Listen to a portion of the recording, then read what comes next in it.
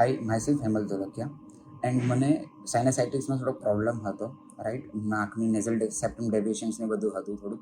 તો એ આપણે ENT doctors પાસે આપણે ટ્રીટમેન્ટ કરાવી. એની પછી મને TMJ જોઈન્ટ પેઇન સ્ટાર્ટ થઈ ગયો, રાઈટ.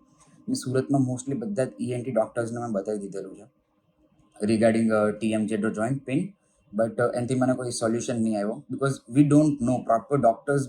સાચી સુરતની અંદર મને પ્રોપર ડૉક્ટર્સ ખબર જ નહીં પડતી હતી કે ભાઈ કયા ડૉક્ટર્સને બતાવવું, બિકોઝ TMJ જોઈન્ટ પેઇન એવું છે કે લોકોને હજુ અવેરનેસ છે જ નહીં. ડેન્ટિસ્ટને બતાવ્યું, ઓર્થોડેન્ટિસ્ટને બતાવ્યું, રાઈટ. બટ એ કોઈથી બી મેં બધી ટ્રીટમેન્ટ બી કરાવી લીધી, મેં બહુ બધા પૈસા બી એની પાછળ ખર્ચા કરી લીધા, પણ એનાથી મને કોઈ સોલ્યુશન નહીં મળ્યો, રાઈટ. ઇવન મેં ઇનફેક્ટ મેં મુંબઈ બી આપણે ડૉક્ટર્સને બતાવેલું, ઓર્થોડોન્ટિસ્ટને બતાવેલું, એની પાસે મેં 5 મંથ્સની ટ્રીટમેન્ટ બી કમ્પ્લીટ કરી, but no solution for TMJ. Online મેં ખાલી સર્ચ કરેલું હતું RR ડેન્ટલ ક્લિનિકનું, અને એમાંથી મેં રિષિ સરને એકવાર એપોઇન્ટમેન્ટ લઈને મેં એમને મળ્યો, અને ઇટ્સ બીન આઈ થિંક 6 મહિના જેવી મારી ટ્રીટમેન્ટ સ્ટાર્ટ હતી રિષિ સર સાથે. બટ આજે હું રિવ્યૂ એટલે પોસ્ટ કરું છું બિકોઝ 6 મહિના પછી બી મને એની ઇફેક્ટ દેખાઈ, લાઈક એનાથી મને 90% જેટલો ક્યોર મળી ગયો, રાઈટ. જે મને હેડેકનો ઇસ્યુ હતો અને જે મને TMJ જોઈન્ટ મને જે પેઇન થતું હતું એ બધું જ મને સોલ્વ થઈ ગયું. એન્ડ ઇનફેક્ટ રિષિ સરનું જે નોલેજ, રાઈટ, અને જે એક્સપિરિયન્સ, જે અને એમની જે